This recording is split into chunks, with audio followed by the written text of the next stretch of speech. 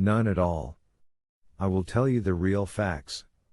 I swear by my honor as a sailor, by my love for Mercedes, by the life of my father.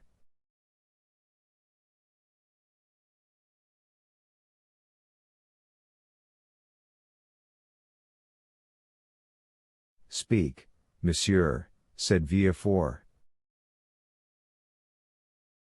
Then, internally,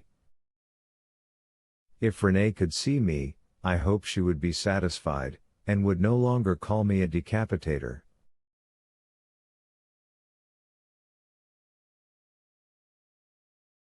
Well, when we quitted Naples, Captain Leclerc was attacked with a brain fever. As we had no doctor on board, and he was so anxious to arrive at Elba, that he would not touch at any other port, his disorder rose to such a height, that at the end of the third day, feeling he was dying, he called me to him.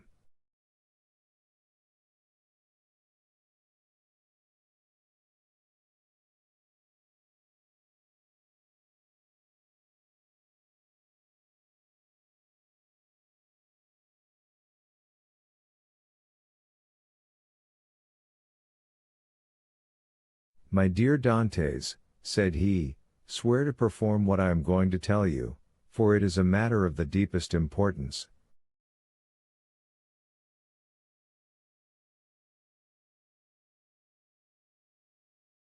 I swear, Captain, replied I.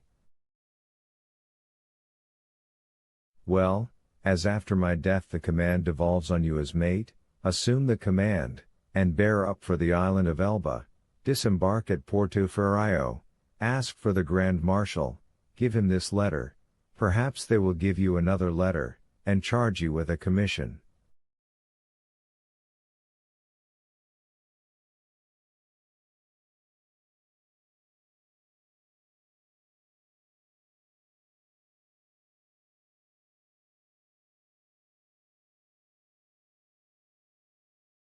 You will accomplish what I was to have done, and derive all the honor and profit from it.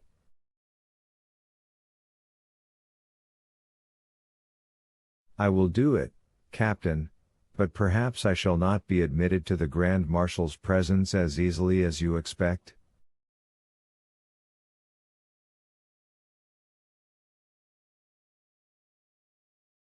Here is a ring that will obtain audience of him, and remove every difficulty, said the captain.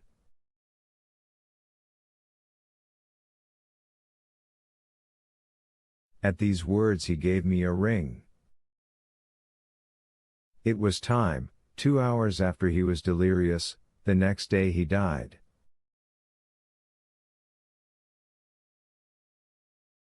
And what did you do then? What I ought to have done, and what every one would have done in my place. Everywhere the last requests of a dying man are sacred, but with a sailor the last requests of his superior are commands.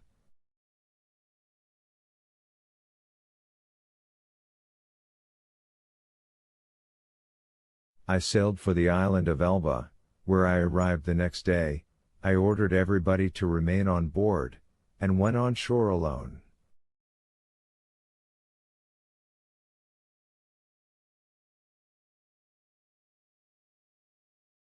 As I had expected, I found some difficulty in obtaining access to the Grand Marshal, but I sent the ring I had received from the captain to him, and was instantly admitted.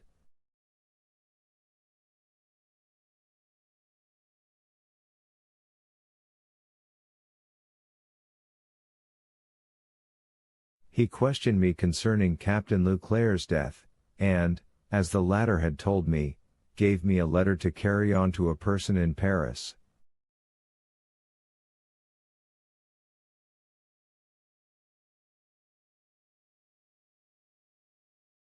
I undertook it because it was what my captain had bade me do. I landed here, regulated the affairs of the vessel, and hastened to visit my affianced bride, whom I found more lovely than ever.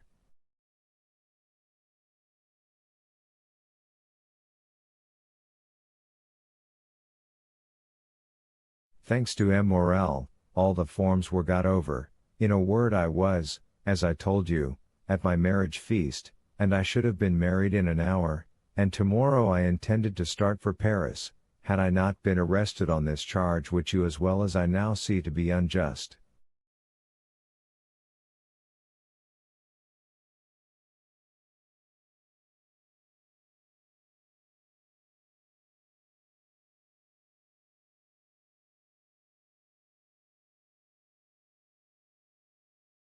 Ah, said Villefort, this seems to me the truth.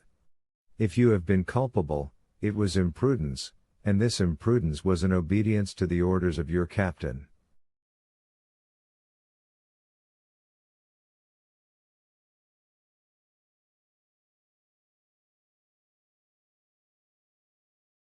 Give up this letter you have brought from Elba, and pass your word you will appear should you be required, and go and rejoin your friends.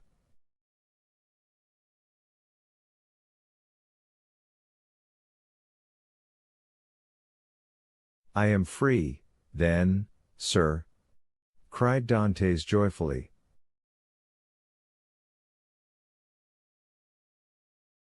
Yes, but first give me this letter. You have it already, for it was taken from me with some others which I see in that packet.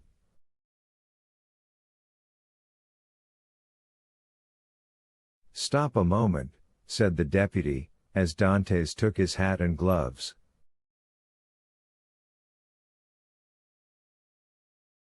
To whom is it addressed?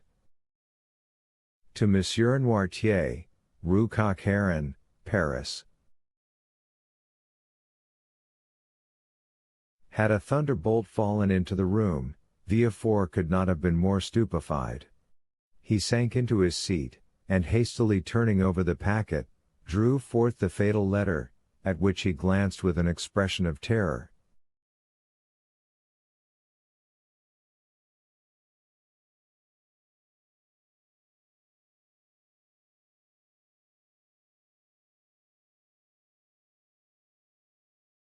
M. Noirtier, Rue Coq Heron, number 13, murmured he, growing still paler.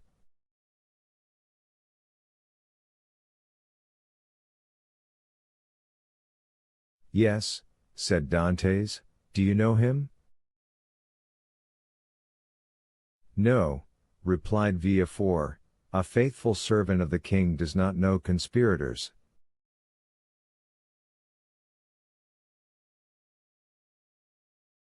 It is a conspiracy, then? Asked Dantes, who after believing himself free, now began to feel a tenfold alarm. I have, however, already told you, sir, I was entirely ignorant of the contents of the letter.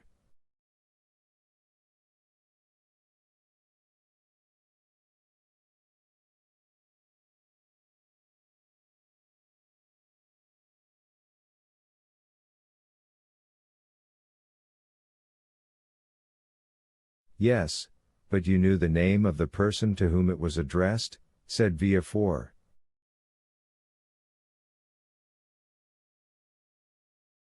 I was forced to read the address to know to whom to give it.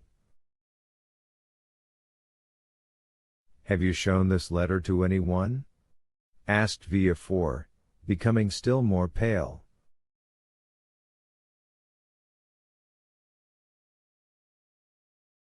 To no one, on my honor. Everybody is ignorant that you are the bearer of a letter from the island of Elba, and addressed to M. Noirtier.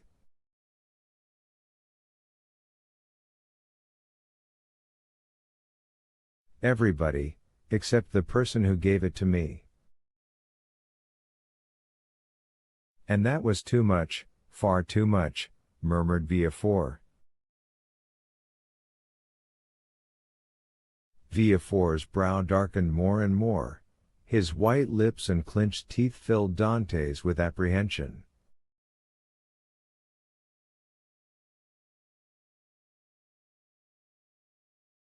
After reading the letter, Villefort covered his face with his hands.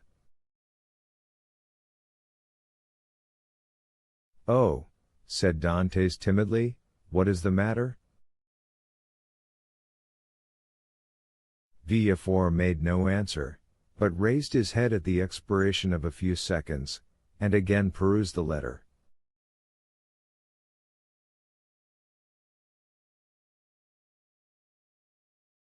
"And you say that you are ignorant of the contents of this letter?" "I give you my word of honor, sir," said Dantes, "but what is the matter?"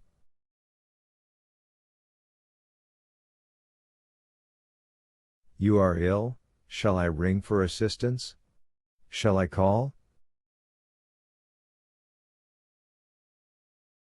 "No," said Villefort, rising hastily, "stay where you are.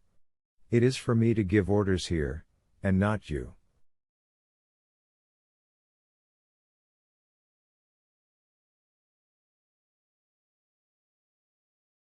"Monsieur," replied Dantes proudly, "it was only to summon assistance for you."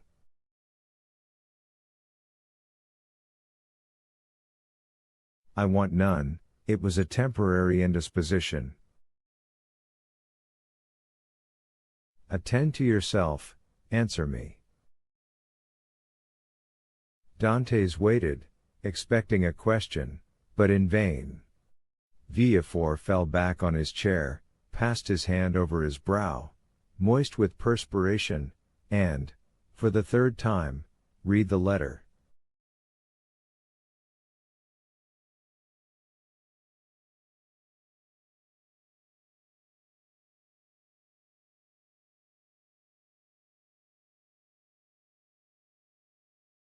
"Oh, if he knows the contents of this," murmured he, "and that Noirtier is the father of Villefort, I am lost."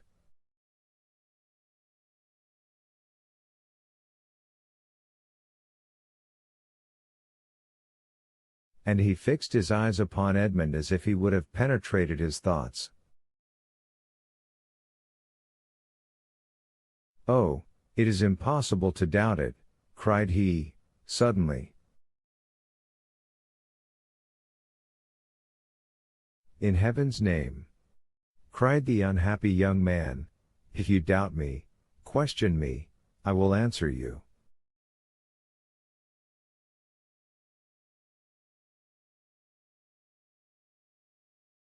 Villefort made a violent effort, and in a tone he strove to render firm.